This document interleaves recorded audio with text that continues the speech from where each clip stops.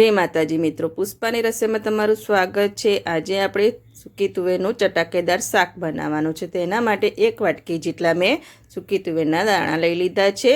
એકદમ ક્લીન કરી લીધા છે। તેને આપણે 8 થી 10 કલાક માટે પલાળી દઈશું। ઓવરનાઇટ પલાળી રાખશું એટલે સવારે આપણે જ્યારે બનાવવા હોય ત્યારે 5 વિસલ કરીશું અને સરસ બફાઈ જશે। 5 વિસલ મેં કરી લીધી છે। 4 થી 5 ગ્લાસ જેટલું મેં પાણી એડ કર્યું હતું અને 5 વિસલ કરી એકદમ દાણો મેશ થઈ ગયો છે। 5 વિસલ કરવાથી દાણા સરસ ચડી જાય છે। તેનામાંથી આપણે પાણી નિતારી લઈશું। પહેલાં પાણી નિતારીને મેં કાણાવાળા વાસણમાં દાણાને એડ કરી દીધા છે। હવે તેનો વઘાર કરવાનો છે। તેના માટે પેન લઈ લીધું છે અને 2 ચમચા જેટલું તેલ લઈ લઈશું અને તેલને થોડું ગરમ થવા દઈશું। તેલ ગરમ થઈ જવાયું છે।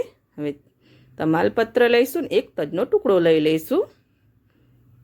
તેલ સરસ ગરમ થઈ ગયું છે। અડધી ચમચી જેટલી રાઈ લઈ લઈશું। અડધી ચમચીથી ઓછું જીરું લઈ લઈશું। રાઈ અને જીરું સરસ તતરી ગયા છે।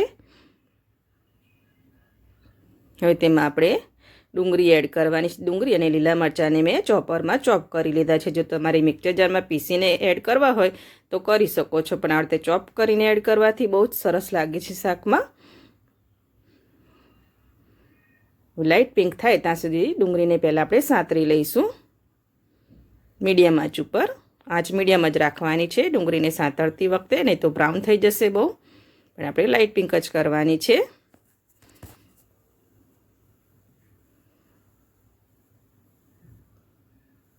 ચલાવતા રહીશું। લાઇટ પિંક થાય ત્યાં સુધી તેને થવા દઈશું। તો લાઇટ પિંક થઈ ગઈ છે, થોડી આપણી ટ્રાન્સપરન્ટ થઈ ગઈ છે આપણી ડુંગળી। હવે તેમાં આપણે ટામેટાં લઈ લઈશું। 2 ટામેટાને તે મેં ચોપરમાં ચોપ કરી લીધા છે, તે એડ કરી દઈશું। તમારે પ્યુરી એડ કરવી હોય તો મિક્સર જારમાં પીસીને પ્યુરી પણ એડ કરી શકો છો। મેં આજે ડુંગળી અને ટામેટાં ચોપ કરીને જ લીધા છે। તેને સરસ પહેલાં મિક્સ કરી લઈશું અને પછી આપણે મીઠું એડ કરવાનું છે। જો તુવેરના દાણામાં બાફતી વખતે તમે મીઠું એડ કર્યું હોય તો તે પ્રમાણે મીઠું એડ કરવાનું છે। મેં તુવેરના દાણામાં થોડું એડ કર્યું હતું બાફતી વખતે, એટલે આપણે ડુંગળી અને ટામેટાના ભાગનું જ મીઠું એડ કરીશું। મિક્સ કરી લઈશું।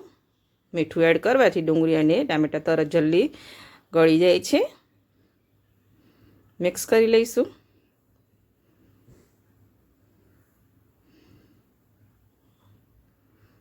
થોડી વાર આપણે તેને ઢાંકીને મૂકી દઈશું 5 મિનિટ માટે મીડિયમ આંચ ઉપર, જેથી ટામેટાં સરસ ગળી જાય।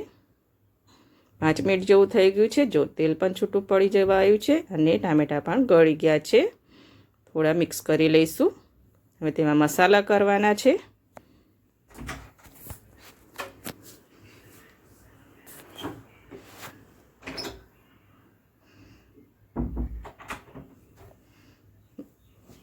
લસણની પેસ્ટ લઈ લઈશું। મરચાં અને લસણની પેસ્ટ બનાવી છે તે એડ કરીશું। તેને પણ સરસ તેલમાં સાંતરી લઈશું।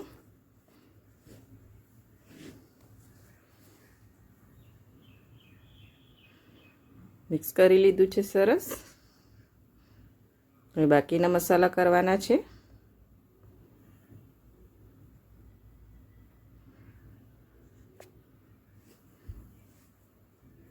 એમાં હળદર લઈ લઈશું અડધી ચમચી જેટલી, અડધી ચમચી જેટલું ધાણા જીરું પાવડર લઈ લઈશું,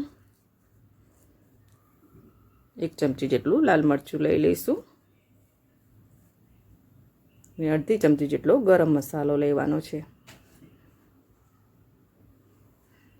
મસાલાને સરસ આપણે પહેલાં તેલમાં સાંતરી લઈશું। મિક્સ કરી લઈશું અને ઢાંકીને એને મૂકી દઈશું, જેથી મસાલા સરસ આપણા ડુંગળી અને ટામેટામાં મિક્સ થઈ જાય।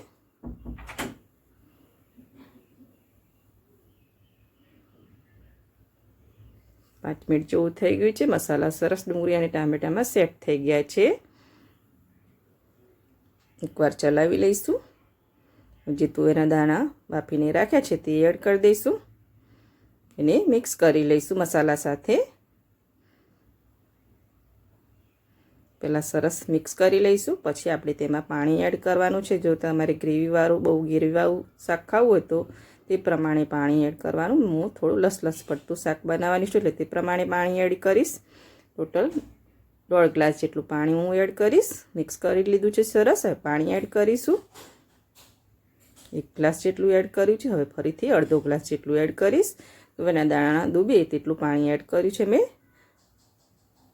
મિક્સ કરી લઈશું અને 5 મિનિટ માટે એકદમ મીડિયમ આંચ ઉપર મસાલા સરસ તુવેરના દાણામાં એડ થઈ જાય ને આપણું શાક પણ એકદમ લસલસ પત્તું બની જાય ચટાકેદાર. તેના માટે ઢાંકીને આપણે મૂકી દઈશું 5 મિનિટ માટે. મીડિયમ આંચ ઉપર જ કરવાનું છે જેથી સાઈડમાંથી તેલ પણ છૂટું પડી જાય. ઢાંકીને મૂકી દઈશું.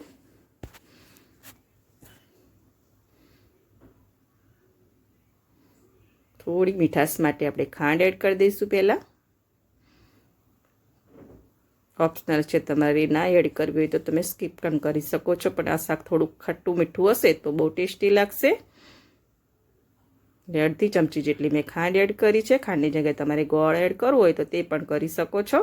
મિક્સ કરી દઈશું. ઢાંકીને મૂકી દઈશું.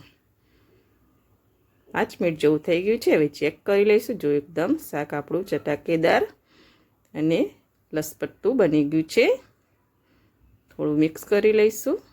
આ રીતે ચલાવી લઈશું. જો વધારે ગ્રેવીવાળું શાક તમારે ખાવું હોય તો તે પ્રમાણે તમારે પાણી એડ કરવાનું. મારે લસલસ પટ્ટું બનાવવું હતું તેથી મેં ઓછું પાણી એડ કર્યું છે.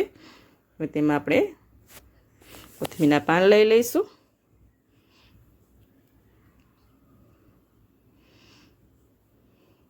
આ શાક તમે પરોઠા સાથે, રોટલા સાથે પણ બહુ સરસ લાગે છે. તમે એકવાર જરૂરથી ટ્રાય કરજો. મિક્સ કરી લીધું છે. હવે ગેસની આંચ આપણે બંધ કરી દઈશું અને શાકને આપણે સર્વ કરીશું. એકદમ રેડી થઈ ગયું છે. સર્વિંગ પ્લેટ પર લઈ લીધું છે તુવેરનું ચટાકેદાર શાક. તમે એકવાર જરૂરથી ટ્રાય કરજો. બહુ ફટાફટ બની જાય છે અને એકદમ ટેસ્ટી લાગે છે. અને જો તમને મારી આ તુવેરનું ચટાકેદાર શાકની રેસીપી ગમતી હોય તો મારા વિડીયોને લાઇક કરજો, સબસ્ક્રાઈબ કરજો અને બેલ આઇકન જરૂરથી દબાવજો. એકદમ ફટાફટ ને ટેસ્ટી એવું તુવેરનું શાક બનીને રેડી છે.